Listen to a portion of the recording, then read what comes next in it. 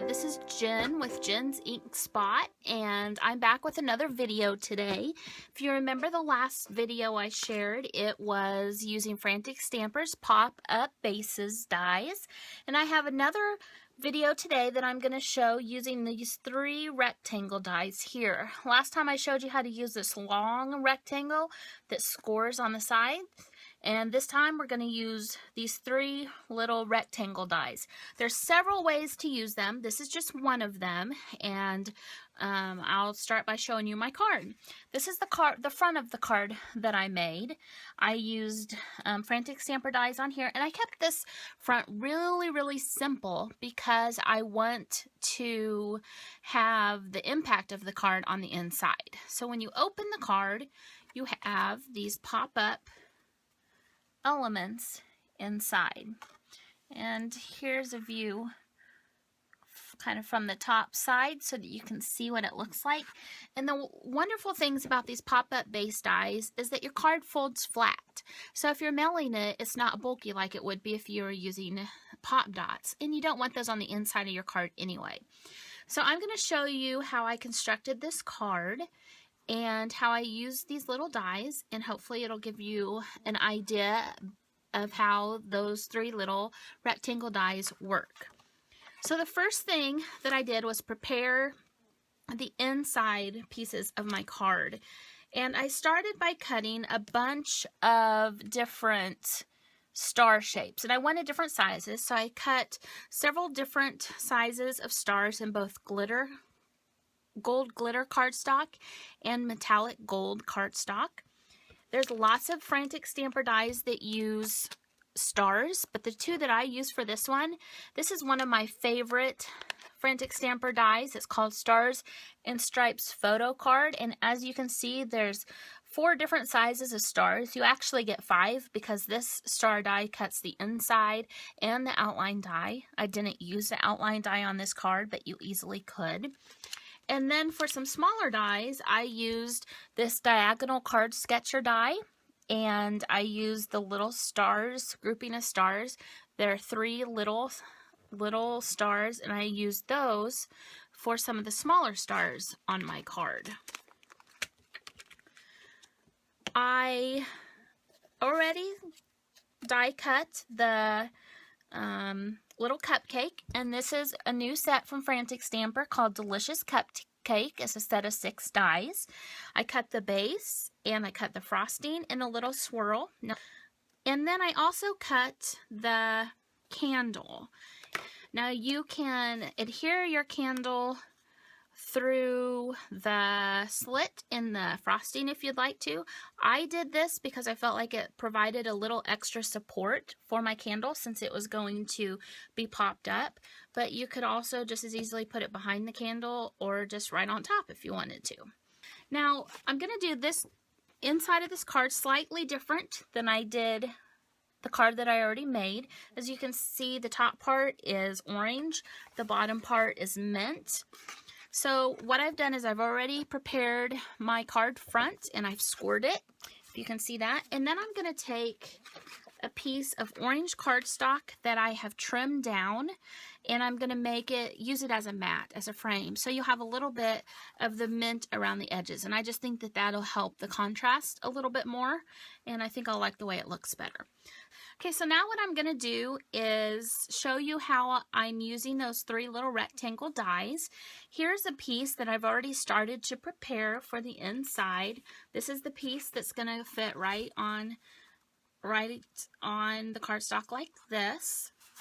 And the dies have 3 edges that cut and 2 edges that score. So the score lines are at the bottom and they're in the middle. The way that I did it is I put the score line down. So I want the part that folds to come out from the bottom.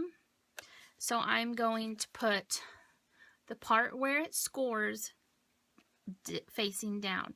Now you could do it up, but for this card, I'm going to do it down. What I've used to hold down my dies so that they're where I want them when I put them through my machine is a piece of Post-it note tape that you can pick up at Walmart. There's a few other things that I also like. I like the Post-it note tape because it is very non-sticky. So I can easily take it off of my card and I'm not going to rip my card front or tear it at all.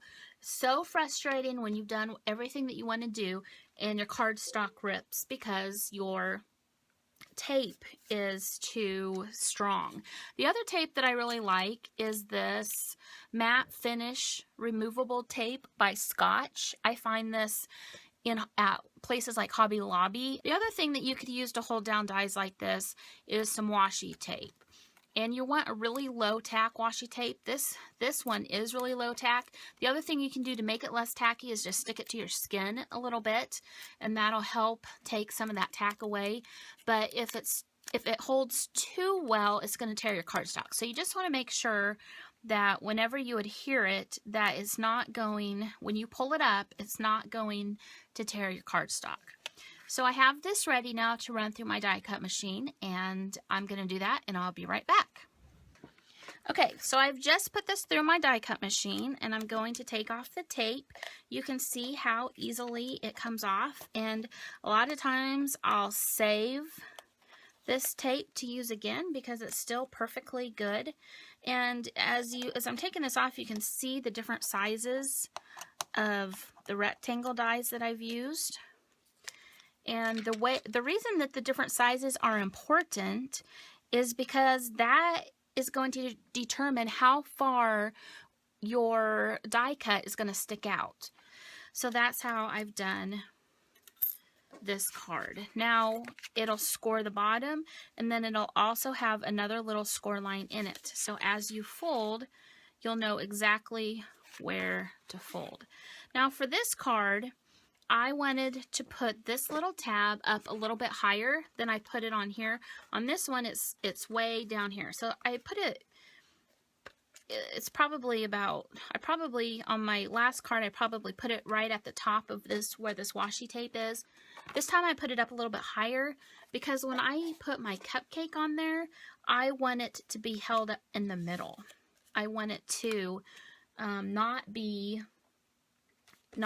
so far to the bottom so that it'll have more stability.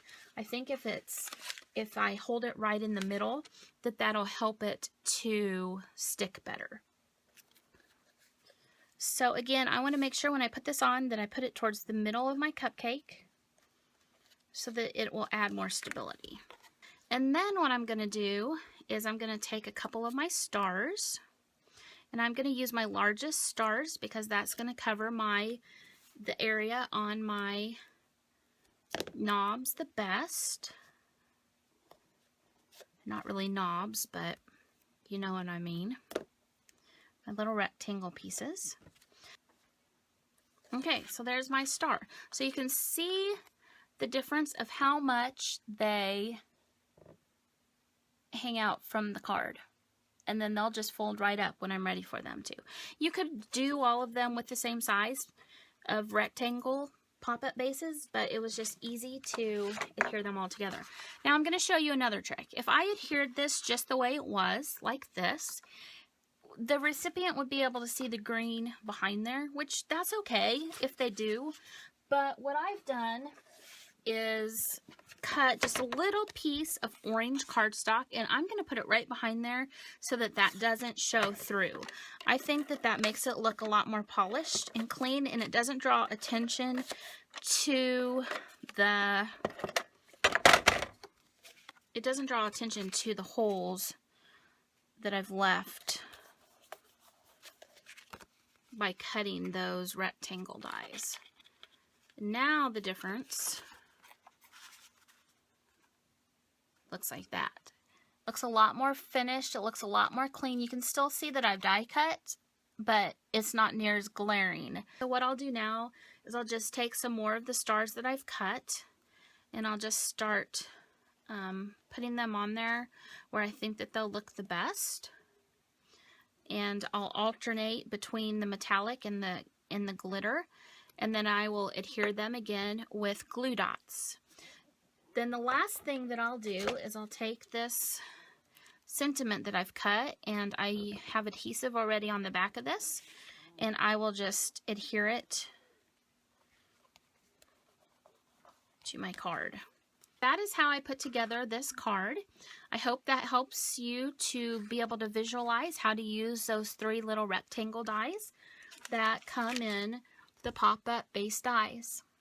Thank you so much for joining me, and I hope that you have a great day.